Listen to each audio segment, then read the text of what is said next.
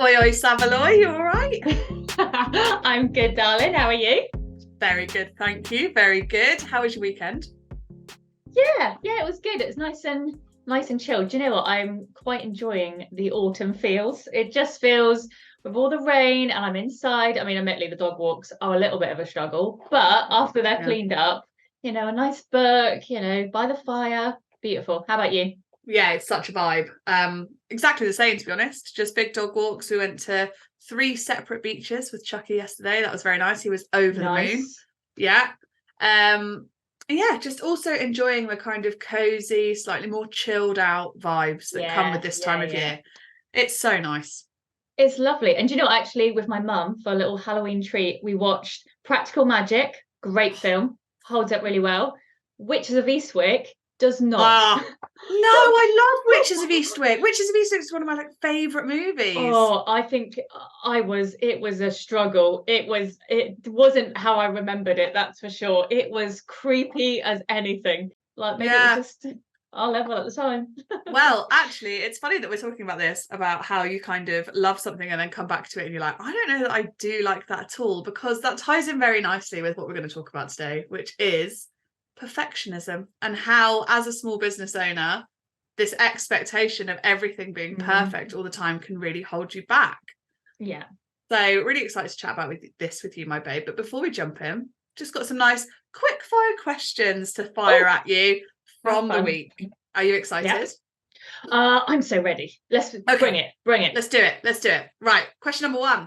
What was the last nice thing that you bought for yourself? Do you know what?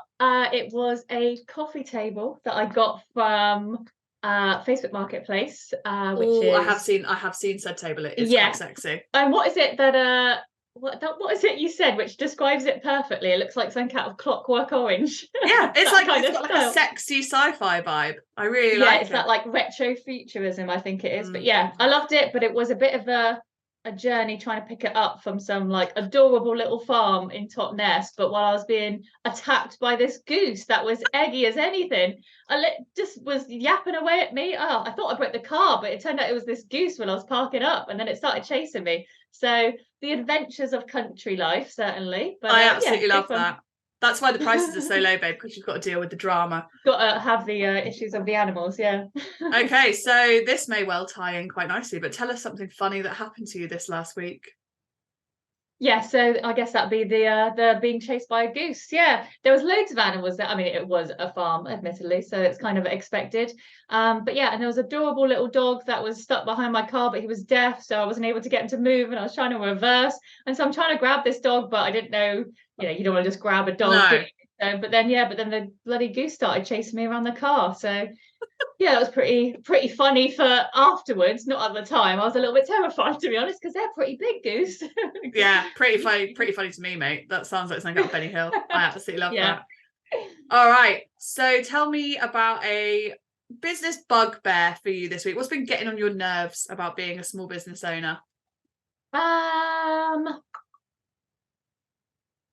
Yeah, I mean, it's been a very good week, I think. So I have been turning a website that we've got with one of our clients into a Squarespace website. So we're kind of like moving platforms. And as part of it, I'm doing like a design with me on YouTube. So kind of walking through and talking how I'm kind of putting it into Squarespace and like the design styles and how I'm doing certain bits.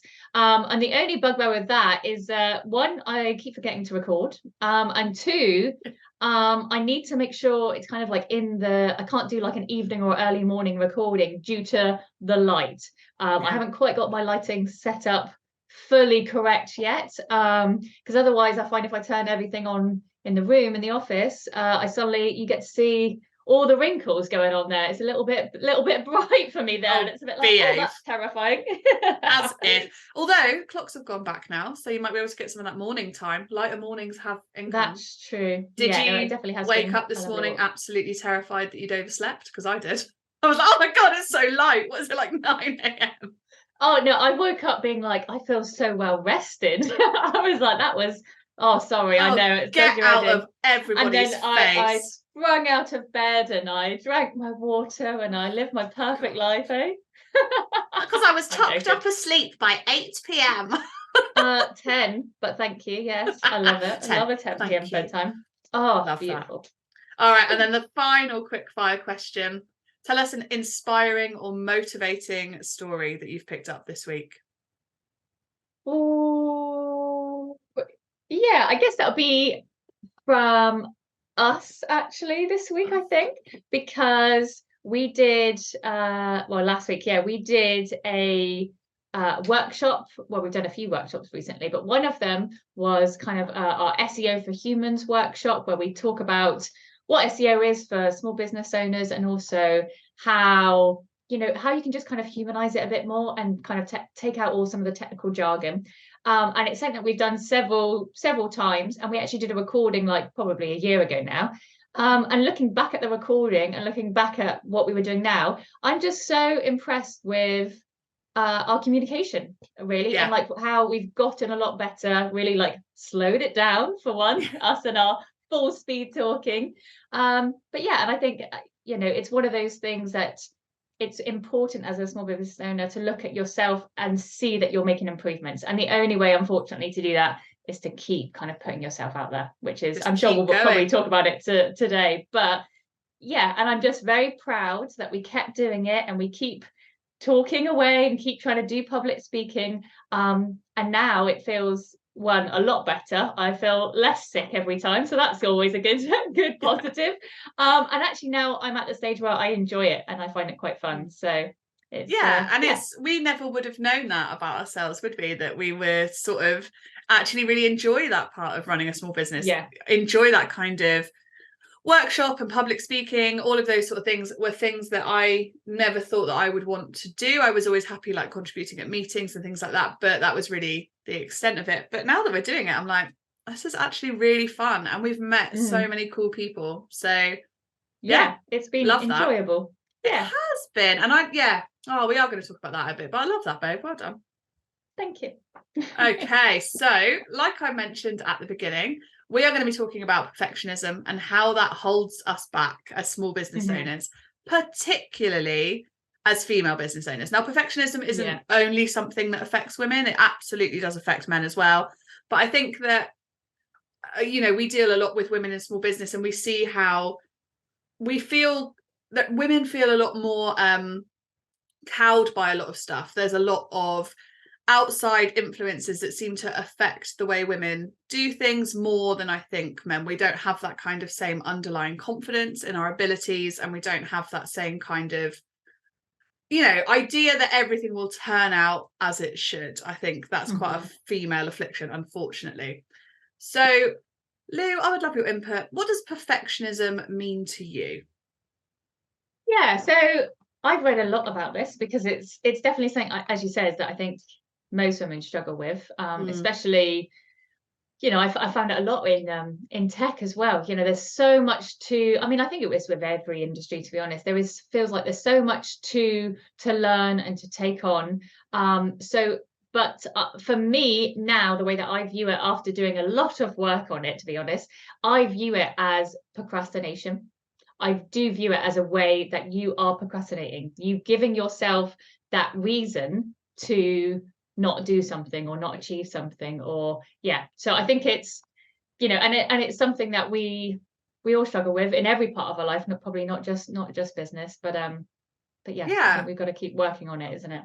Absolutely. And I feel very similarly, and I can only speak to my own experiences here, but I definitely consider myself like a recovering perfectionist. I think I'm much better now, but I look back at myself sort of 5-10 years ago and the things that I didn't do because it wasn't perfect. And you realize, like you said, it's procrastination, but it's also an excuse. It's an excuse to not have to put yourself out there, not have to take risks, not have to try anything. And to keep working on something, and it would be like, oh, it's almost there, I just need to. But as they always say, like, done is better than perfect. Actually getting stuff out there or getting yourself out there, it's a big struggle. But I remember, especially, I imagine a lot with design, that you were certainly a perfectionist, and because you're putting yourself out there, isn't it? Yeah, exactly. And I think particularly as a small business owner, I don't know that it's talked about enough how vulnerable it can feel when you are sharing work that you've done. If you have any kind of negative feeling about that work, you think that maybe it doesn't display your talents in their best light, maybe it doesn't feel 100% finished, it's a really vulnerable position to be in. You're kind of showing everyone who you are and what you do. And if you feel, if you're not able to take a step back from that and say, it may not be perfect, but it's pretty bloody great, then it's really hard to share that sort of stuff with the world.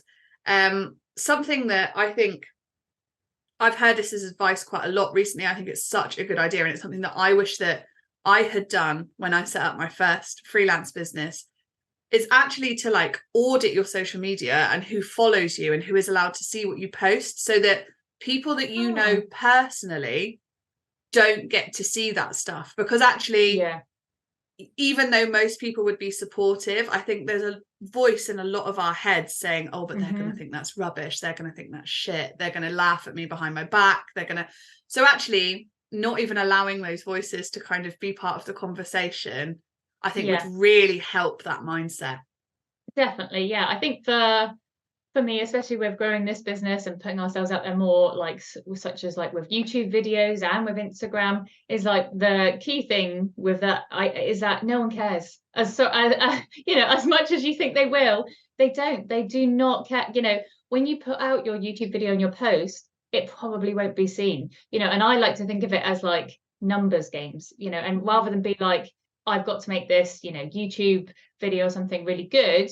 No, I need to do 50 YouTube videos, and then I can work on getting better. And the same with like Instagram posts and stuff like that. No, actually, I need to get into a regular schedule of doing 2 a week. I need to make a story once a week. And when you think of it, just like, I just need to make these numbers. It doesn't have to be, for me anyway, I found that was a better target, and something that, that SMART goal, something that's achievable for me that I can kind of create. It's not that it has to get so many likes, get so many comments, because those are things that I can't control. So I should only be focusing on things that I can control, and no one cares. It's the main kind of thing that always. Yeah. People do care, but not in that way. Like, no, there's nobody that's sitting at home watching every single video that you post and listening to every podcast episode and going, what a load of shit. And if they are, more fool them, because that's like a good thing for you. Yeah, if there is like a story or a post or that you see and you don't like it, you don't sit and watch the whole thing. You just scroll on. There is so much online, and that's what I mean by, like, if people like and resonate with it, they'll comment, they'll like it, they'll be like, yes, loving this, babe. And if they don't, they go, oh, okay, and they'll just scroll past it. Very rarely, are people kind of really going out there to attack you. And then if so, that's them being an absolute loser. I mean, also 100%. You then kind of actually made it. I think once people really start disliking you and hating you, you should be like, oh, that's great, because that's a sign of like jealousy, or that I'm getting so much attention that now people are getting, so really that should be like almost your goal. It's a sign of good reach though, isn't it? Like, if you are reaching enough people that you have 5 people leave a comment on a video to say, I didn't like this.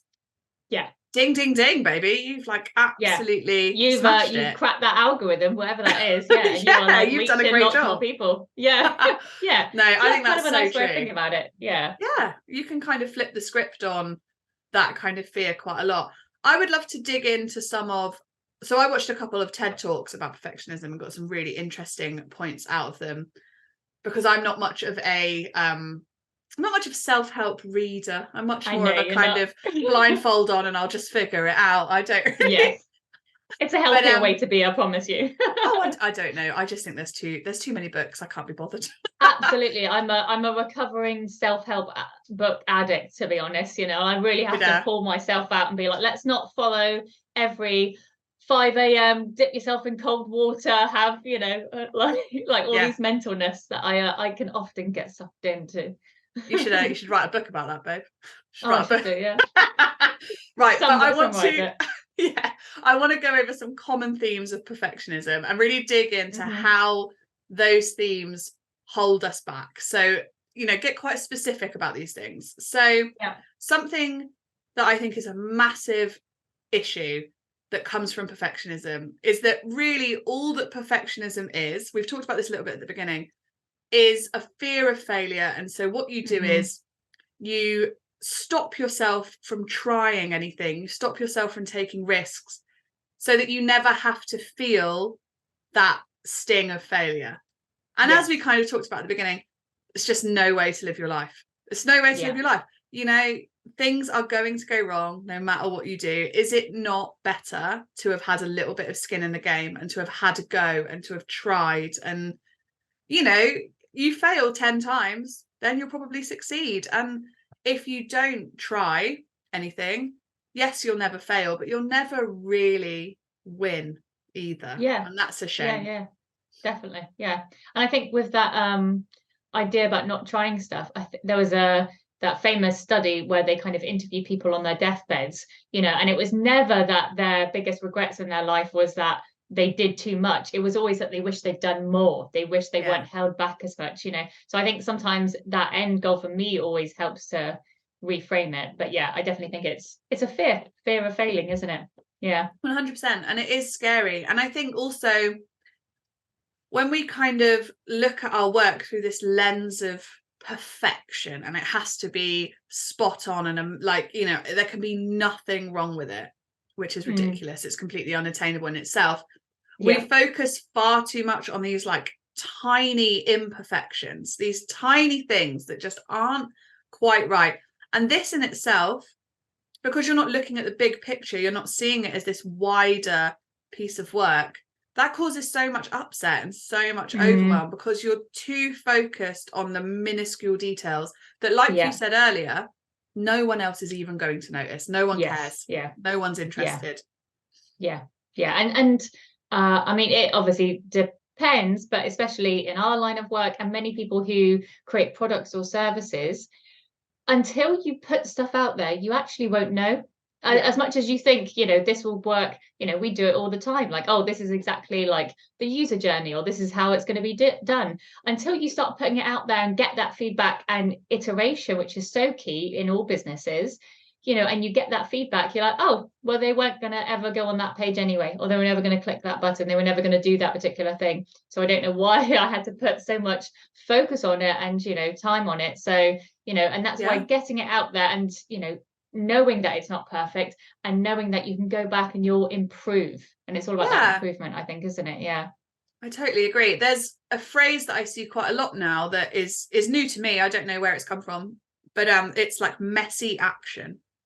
Like, so you take action regardless of how messy it is, and you just get on with stuff, which means, like, you know, launch your website with only 3 of the 6 pages you eventually want completed, because then at least it's there, and then at least people have a way to you know, deal with you. Work on your SEO for just 10 minutes a week if that's all that you have. At least you're taking that action, you're moving forward.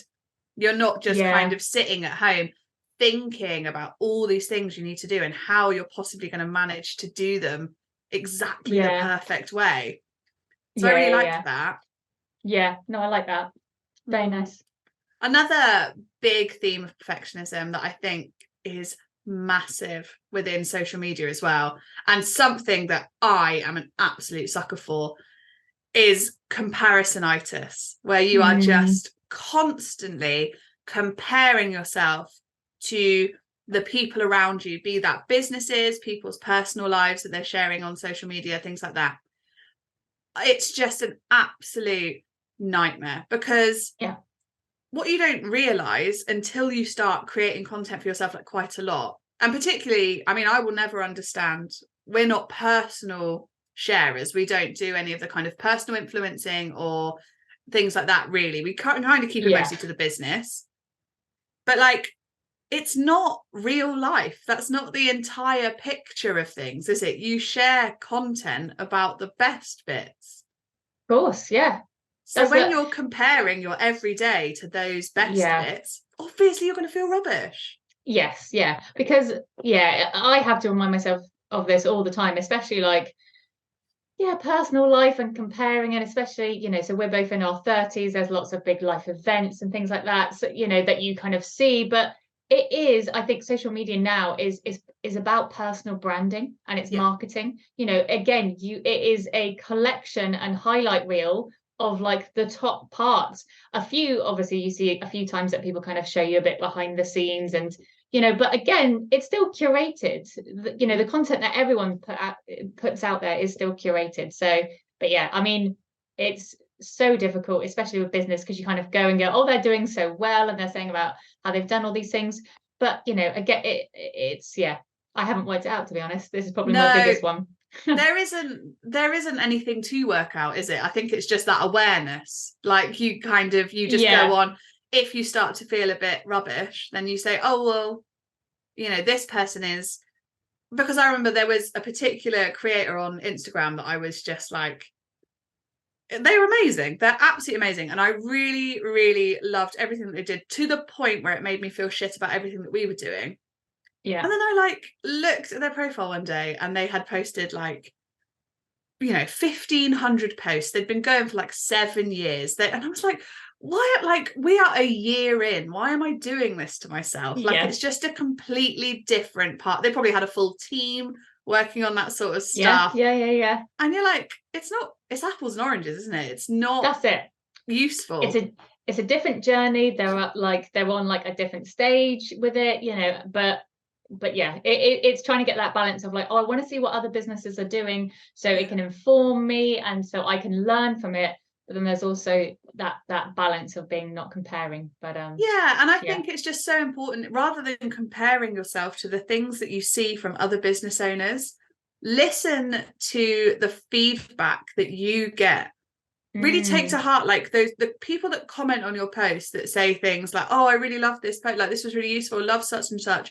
Why are you giving them less credence than you're giving your like brain idea? What? Then you're giving your own like idea of what this other company is doing. That's what I tried to say. Yeah. That negative voice in the back of everyone's head that is just being like, oh yeah, but this person has like so many followers than you, and so many, and they're doing this and collaborating with these people that you'd love to work with, and you're like, why do they get like such a loud voice, isn't it? Yeah. So start ignoring negative Nancy who lives in your brain and actually start listening to the real people who are telling you real things like, I really loved this, you guys are so fun, thank you for sharing this is great, this was really helpful. Give the credence to them, because that's the most important stuff. Definitely. Very true. All right, so I want to move on to a sort of separate, because we've talked a lot about mindset style perfectionism, so the things that hold you back and stop you from creating. Something that I'd love to flag, because I know this is massive in the design and development world, particularly if you've ever managed staff or you've ever been managed as a perfectionist. Perfectionism makes taking constructive criticism very, very difficult. It makes you incredibly defensive, because you are so obsessed with everything that you do being perfect, that you are too defensive to ever take on advice that is going to help you grow. And I think that that's a really negative trait for any entrepreneur, because as we've talked about so much already, growth and evolution is the name of it. That's what you have to do. Totally. Yes. Yeah. To kind of keep moving forward. I think it's two parts for me anyway. There's definitely like that defensiveness, but also I think it's like framing and structure. You know, is this feedback coming from someone who has done it themselves? You know, is this feedback from your ideal customer? You know, because if it's not, you've got to take that feedback, you know, as it is with that person's knowledge, with what they've seen of like the product or the service or what you're showing them. You know, there's lots of things to take into account. But yeah, I think there's that perfectionism, or you know, how much, oh, I've spent so much time on this, you know, so you suddenly start to almost lash out a little bit more. But you know, it's with so much of business, which is so hard, especially when you're doing it alone or like as a small team like us, is you need to take your ego out of it, and it's so difficult to do, but you just have to do it for your own health and well-being, isn't it? Is that you need to kind of step back who is that feedback coming from? Where is that feedback coming from? Like, how much do they know? Do they understand everything? You know, and that could be also your part. If you've asked for feedback, you know, the same way that you and me, we wouldn't ask for feedback from our mums because neither of them, you know anything about it. They're not our target audience. So, you know, but we get that quite, I know that I've definitely had it in the past that they've like okayed a design or something. We've gone ahead. They're like, oh, well, I showed it to my mum and I was like, and who are they? Like, why did their feedback matter so much? You know, are they the audience? No, you know, so, you know, I think it's so key to realize where that feedback is coming from. But again, definitely to take it on board, because even if you don't agree with all of it, it is something to know. And especially if you hear it multiple times. I mean, if you're hearing it multiple times, you know, there's your big red flag that kind of something that needs to be addressed, definitely. So absolutely. I love your point about really being clear about the source of that feedback. Like, you don't have to take every single piece of feedback you receive as a business owner as gospel, because it's all just opinion. But like you say, if you're asking multiple people that fit within your kind of dream customer demographic and you're hearing the same things over and over again, then that is very reliable feedback. If you're just asking a group of blokes down the pub to kind of have a look at something, probably not the most reliable feedback. About your like women's skincare kind of range, isn't it? You're just like well, what would they, why would that be? You know, so it's trying to, when I worked at a previous company, I was designing a new like brand package for one of the businesses, and my boss at the time made me go outside and ask the builders who were working on like the guttering of the building, like which I remember of them they you preferred. telling me this at the time. I don't want to like give too much information away, but I cannot express enough like how far removed from building like any kind of trade this business was. It was nothing to do with it. It was genuinely humiliating. It was like, oh my God. So obviously we didn't get very good feedback from that. They were as confused as I was. So yeah, don't do that. Ask the right kind of people. Definitely. Yeah. And then learn to take that feedback like a pro. Learn to take it well. And I think with feedback as well, a huge key is correct questions. As in, I'm asking for feedback rather than be like, oh, what are your thoughts on this product? It'd be more like, I am thinking about selling this product at this much. Do you think that's the right value? I am thinking, it's very directed questions. I don't just want your whole idea, because, you know, everyone's going to have a thought and everyone would do it slightly differently. So I think really pointed questions, you know, you can tailor the feedback. And I think that is more helpful, rather than someone just going, oh, well, I like the cost of it, but I don't really like that shade of pink. And you're like, well, okay. That wasn't what I was asking about, but okay. Yeah, I totally agree with that. Okay, so we've talked about some of the ways that perfectionism shows up in our lives as human beings, as women, as business owners. Instead of having this podcast just be a complete sort of don't do this, what are some things, Lou, that we can do instead of just telling you not to be a perfectionist? What things can we put into place instead? Be a man. No. Care less. Have you tried caring less? Have the confidence of a man. No. So what I found actually really helpful was, I know we said about the self-help books, but it's I'm not sure if I'm going to pronounce his name, but Austin Keelon has written 3 books, which is called Show Your Work, Still Like an Artist, and Keep Going. And they're very, very short books, like 100 pages, absolutely, and very actionable points. I totally recommend them. But they go into perfectionism and kind of what it means a lot. So I did find that personally really helpful. Like one key takeaway that I took from that is how you are thinking about presenting yourself. So like Show Your Work is a great example of it, is that you're not saying, I have got everything put together. Instead, you're saying, here is my process. And that is far less scary and being like, oh, here is like a work in progress. Here is something that I've started, because then you can keep putting your stuff out there. And actually, you're getting feedback a lot sooner. You're getting people's thoughts, or going, oh, I love that, but have you tried it this way? Or have you used this app? Or actually, there's something similar. Maybe you should speak with them. You know, you're getting that feedback, which is absolutely fantastic. But also, you're putting your stuff out there. You're, especially as a business owner, you're generating content, which is always good. We try and do that with everything we possibly do. But yeah, I found that framing of mindset of being like, guess what? I don't have to have it perfect to put myself out there. I can say I am working towards this, or I'm improving, or I'm learning, or I'm getting there. So for me personally, that was a real big reframing, rather than going, I'm putting myself out there because I have all the answers. So yeah, I think that's cool. And I think as well, something to note from that approach, people love that. People love being allowed in to the kind of conception of things, as well as just to the final product. We love nothing more than watching people build something and create something. And it's really exciting to be there for those early stages. So love that tip.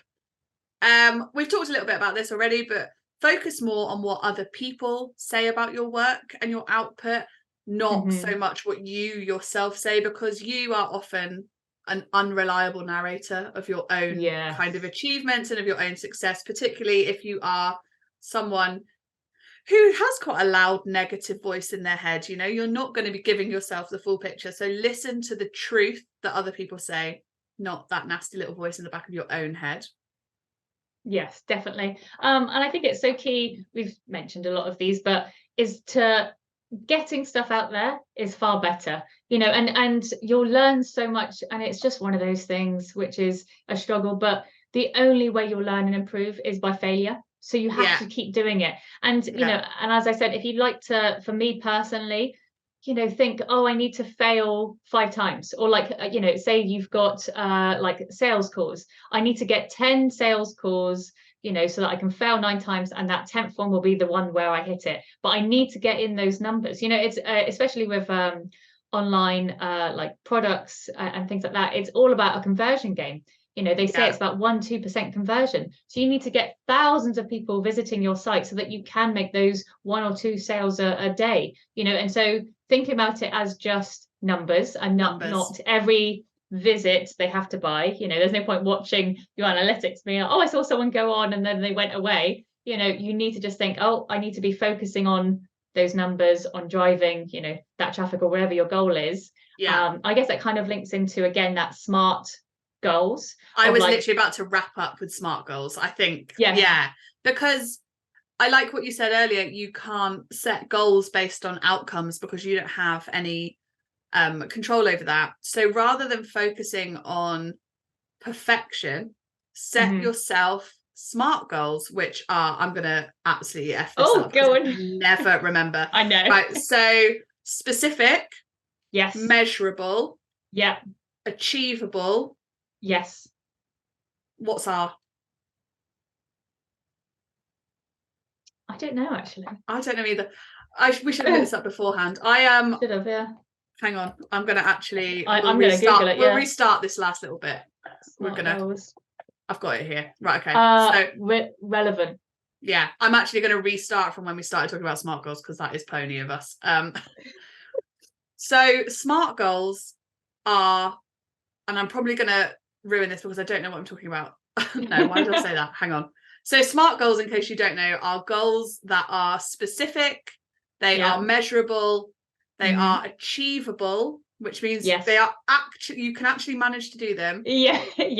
They are relevant to what you are trying to achieve, and they are time bound. So rather than having this big looming cloud of perfection hanging over you, you have these easily achievable, relevant, specific bite-sized goals that you can achieve instead. And as you move through, completing 5, 10, 15, 20 of these little goals, you'll just start to get more and more confident, and you'll start forgetting about that unachievable realm of perfectionism in the first place. Absolutely. I think, just to give an example of that, so rather than being like, I'm going to make 2k in my first month, it's not that. It is, I am going to make 5 sales calls in this month. I am going to have, rather than it be based on someone else, because you can't, unfortunately, I wish we could, but you cannot focus you know, and you can't guarantee that you'll make those sales. You know, you Yeah. can't guarantee a lot of things. So you need to be picking stuff that you can be, I am in control of it. So I can make those sales, or I can do this amount of work. I can reach out to 10 people this month. I can start conversations. I can go to 4 networking events in the next 3 months. I can, those kinds of things where you have much more control over the outcome is a much better way to run your business than this stupid focus on perfectionism all of the time. Yes. Yeah. And also go easy on yourself. And that's to ourselves as well. It's so difficult running a business. There's a reason why not, like, you know, everybody, only a few people do it. But yeah. Okay. I'd like to wrap up there. Just be kind to yourself. Be kind to guys. yourself. I love that. No, and I think that we should wrap up there, because I think this has been a dreamy conversation. Ended on a really high note there. You know, there's practical tips for overcoming perfectionism, but ultimately, be bloody nice to yourself. Stop being so horrible to yourself. No one else thinks as badly of you as you do, I promise. Amazing. Well, thank you so much for chatting today, my babe, and thank you to everyone for listening. We hope you found this really useful. Awesome. Cheers, guys. Bye. Bye.